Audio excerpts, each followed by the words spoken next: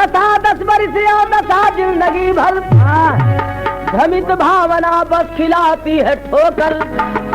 भला उसकी कैसे गति बन सकेगी जो देवताओं को अपना रखा है नौकर। दुराचारी रावण अहंकारी भारी दुराचार से प्यार करता रहा। शिव का पुजारी अहंकारी अपना घड़ा पाप से नित्य भरता रहा।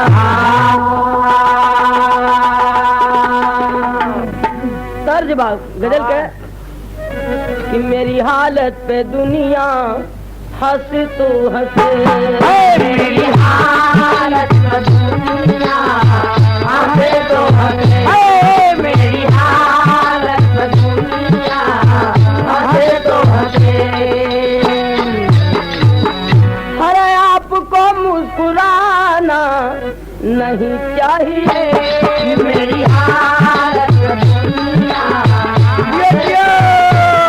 आपको मुस्कुराना नहीं चाहिए, मेरी हालत पे दुनिया हंसे तो हंसे। जिस नजर में दयादान दोनों न हो, अरे उस नजर का नजारा नहीं चाहिए। दोनों न हो, उस नजर का नजारा नहीं चाहिए।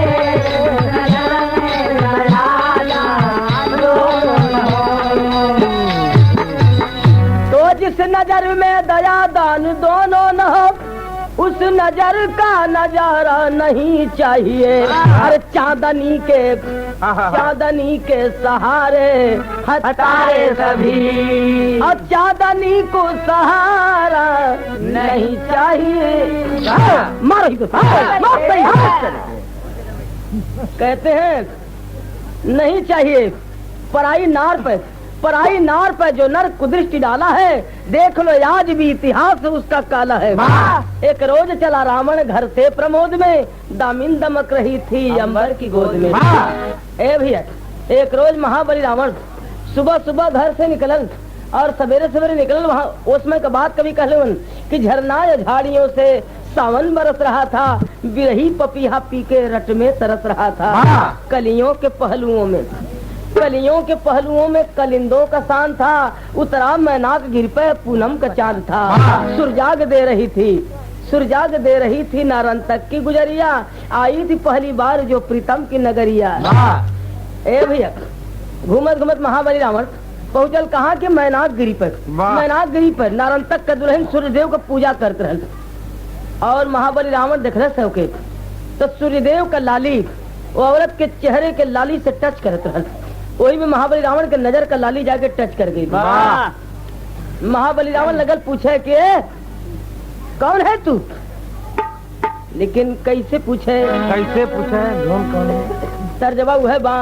कि जैसे रोज आवलू तू तेरे सुनी के, अरे यही हो रे निदिया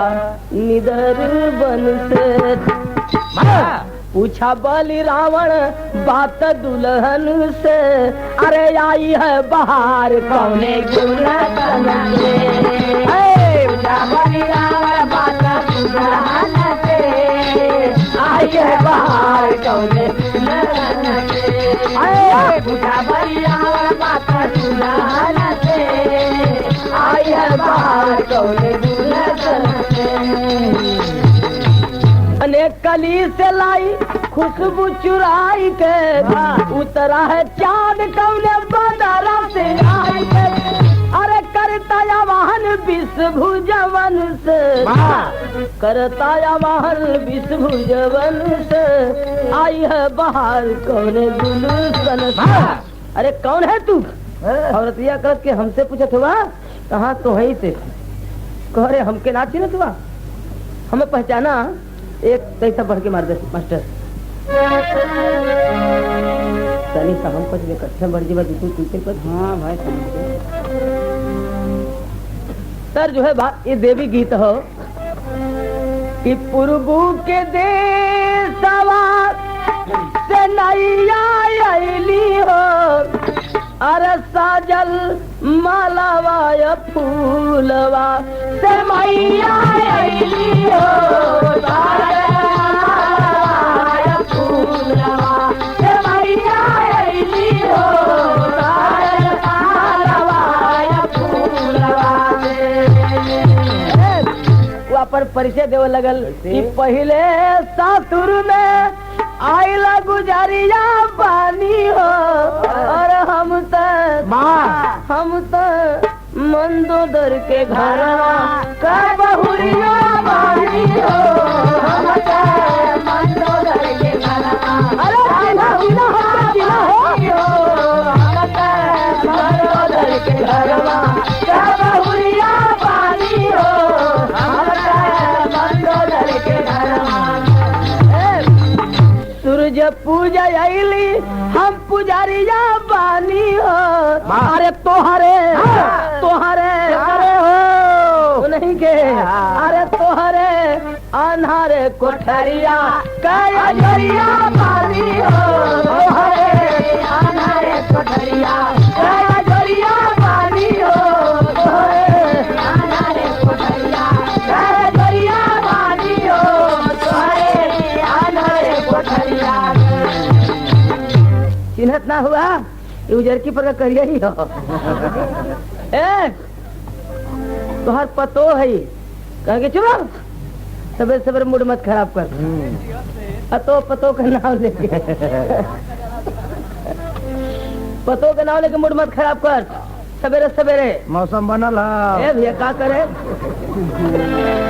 अरे तोहरे कजरा बाप घायल जियरवा पहुरवा तनी की खाए अरे देखावा जिला खड़ावा देखावा जिला खड़ावा बहुरा तनी की खाया देखावा जिला खड़ावा बहुरा तनी की खाया उहे तर्जवा हो ए भैया कि उड़ाल मौज बबुली अरे मार जबरी करल चाहे पाजी पे पानी बनवा में झंख नारन तक की रानी अरे मांगा मलाई रे मलोई अरे मांगा मलाई बुढ़ाई में ससुरवा पहुरवा तनी की खाया जिला खड़ावा बहुरा तनी की खाया देखावा जिला खड़ावा बहुरा तनी की खाया देखावा जिला खड़ावा बहुरा तनी की खाया लगल हथवा बढ़ावे कह रे इका कर थवा तू पिता हो करके ससुर हो करके हमार हाथ बढ़ावत हुआ कला की रह तनी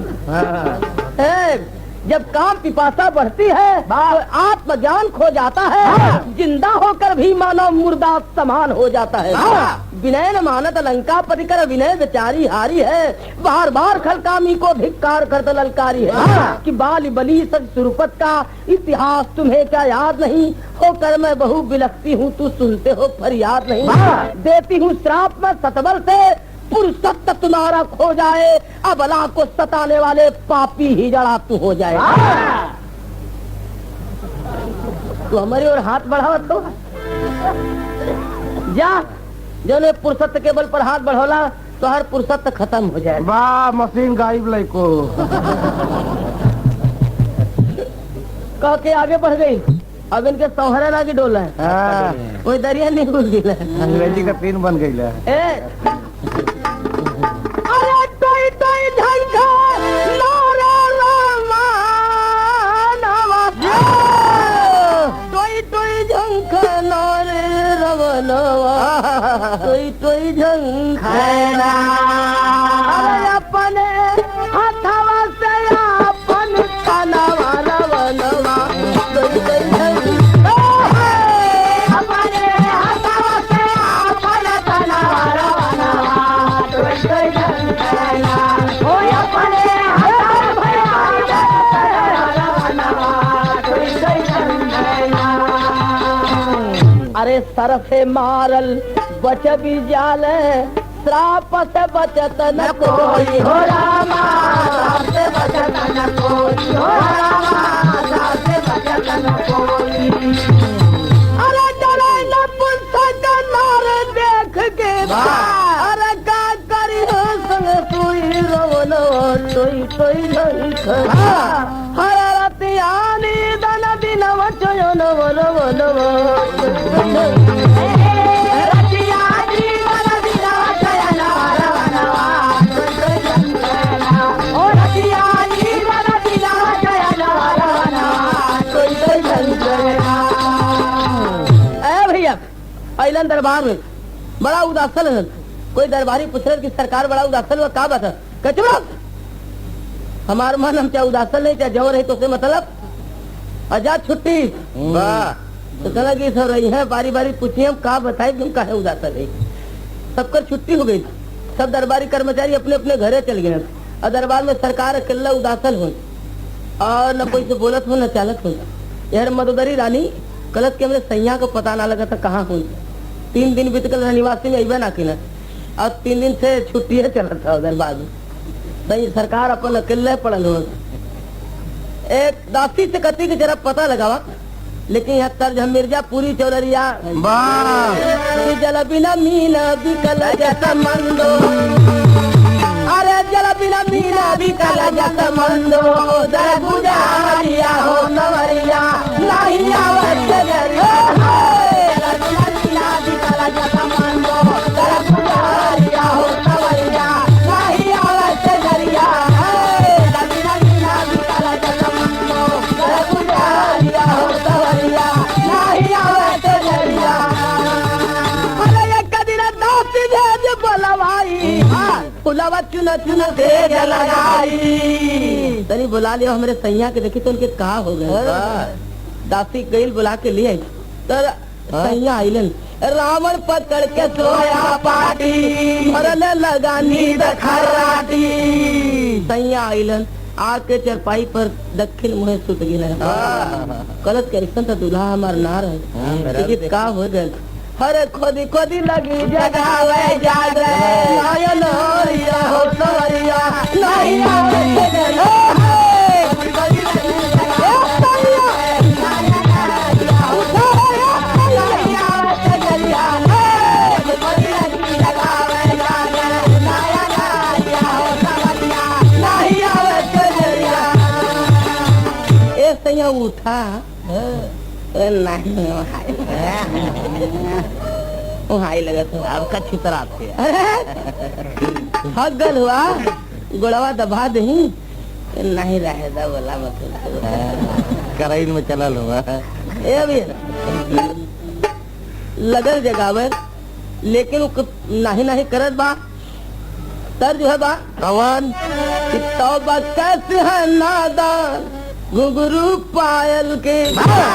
अरे दे दे के मैं हार गई हूँ राम रहीम की कसम ऐसा लगता है ये निगवारी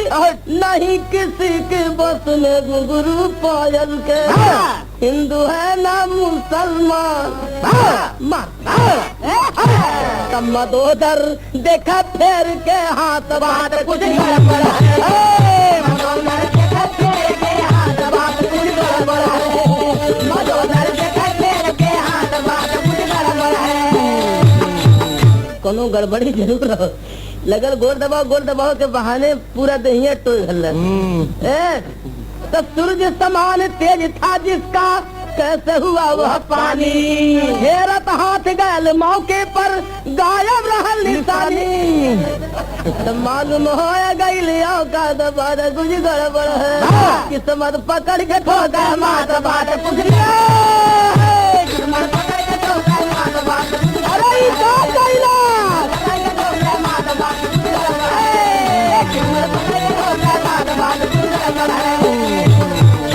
ई का गईला ए सैया का भयल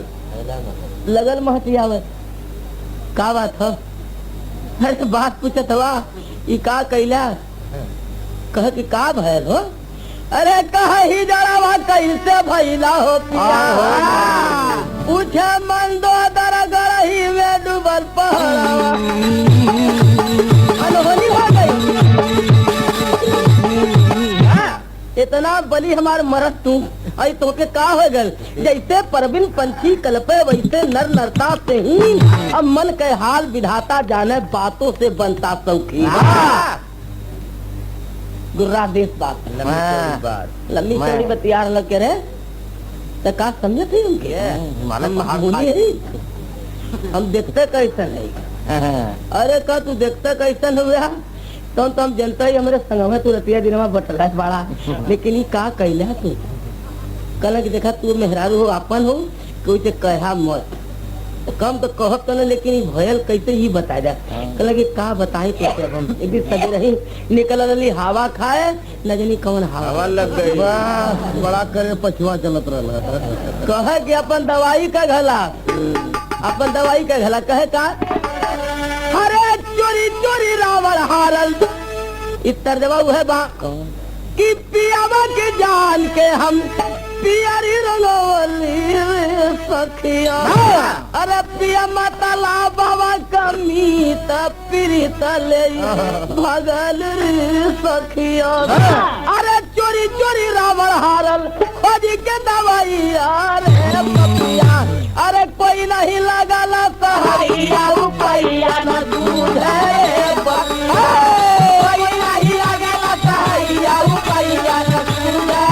कोई नहीं लगला सहरिया रुपया न दूध है अरे कोई से न रोगावा का भेदावा बतावे रे पपिया अरे भूल गई सारी मरा दैया उपैया न सूझे रे पपिया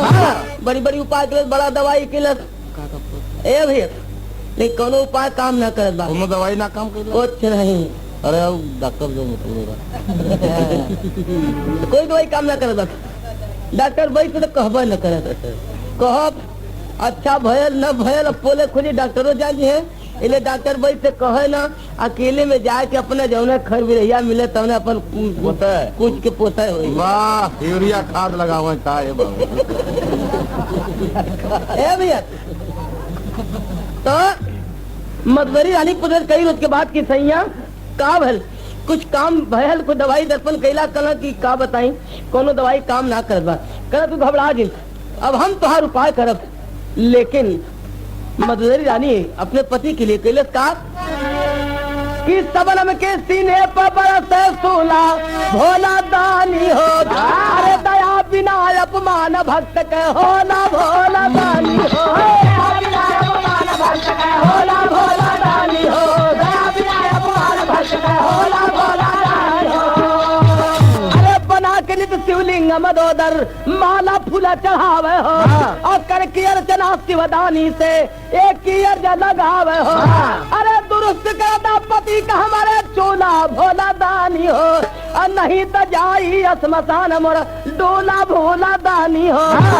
बालू का शिवलिंग बना के मजदरी लगल पूजा करे और जब पूजा करे लगल है तो कहल हो ए भैया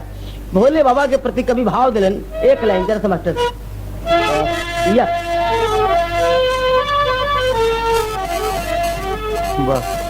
हरे अपने तखाल शिवजी भांगिया धतुरा और भक्त के मिठाई दिल कहाँ से लिया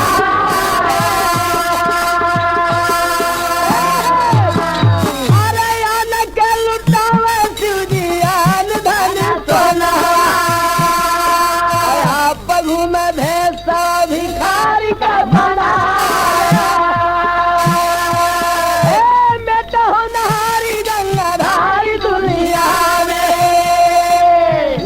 के बजाए बाबा जाला ए भाभी मेट सके त्रिपुरारी मेट हो नहारी गंगाधारी दुनिया में गाल के बजाए बाबा जाला अरे न महीना बीता करते मजदूर के पूजा एक दिन प्रगट भक्ति व डमरू बजा अरे पूछ मैं सुतार से बेटी मांग बरदनवा कवन करनवा गइल फुला कुमिला भोले बाबा प्रकट हुए बालू के पिंडी से और निकल के पूछने की बेटी क्या बात है क्यों रो रही है कलश कह रहे बाबा बोली है मधुदर तब शिव जी से बचनिया का पुरुषोत्तम मोरे गाइला हो रहा सब पाप अपमान मरिया मोरे देव बाबा हमारे पति के पुरुषत्व खत्म हो गए और आपका शिष्य हो आपके रहते अगर हमारे पति की हालत हो गई तो बड़ा दुख हुई। कहना की बात तो सही हो तो हमारा चेला जरूर लेकिन कैले बड़ा गलती। अरे नारंतक तो हर बेटवा न हो नारंतक के दुल्हन बिंदुमती से मेहनात गई पर मजाक करते रहे। अगर उस श्राप न दिले हो तो कर यतिया लूट ले वही श्राप दे दिलस तो ये आज हालत हो गई। गलत की अच्छा हमसे कतल के हवाला लगल। खैर जो कैलन तो कैलन मेरे पति गलती माफ करा और जल्दी मेरे पति को पुरुषत्व लौटा दे। कल लगे एक बार हम क्षमा करब और उपाय तो हमें बता दे लेकिन अगर दूसरी बार कोई स्त्री पर नजर उठाई तेदा परी तो जिंदगी जाएगी। वाह पावर हाउस गल याद गलती अरे यार समझल की बात हर जगह की बात में बतेली बात आगे सामने कि दवाई बतौलन कौन कि बोले शिवदानी नारद तक की रनिया वह दुल्हनिया जो श्राप दिले बा वही दुल्हनिया के आखी का कजरावा पोता दहिया में लिया। अरे पतोहू का कजर हमारा पोता दहिया में मनावा में झंके मुहे गाड़ी खा लगा। अरे पूजवा में दो दर का सफल हो गई और फिर से पुस्तक भरी रह गया पार भरी रह गया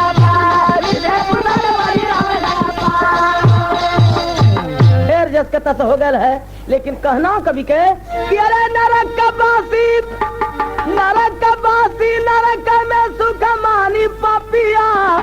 अपा के पुरुषारत फिर शुरू किया मनमानी पापिया आगे पुरुषारत फिर शुरू किया मनमानी पापिया आगे पुरुषारत फिर शुरू किया मनमानी पापिया। अरे काम निकल गया दुख बिसर गए भूले देवी देवता हो अकाल के बस में मौत के अपने देने लगा है नेवता हो। अरे बार बार बरजमन दो रानी पपिया पाके पुरुषारत फिर शुरू किया मनमानी पपिया भेष बदल कर पंचवटी से सीता को हलाया हो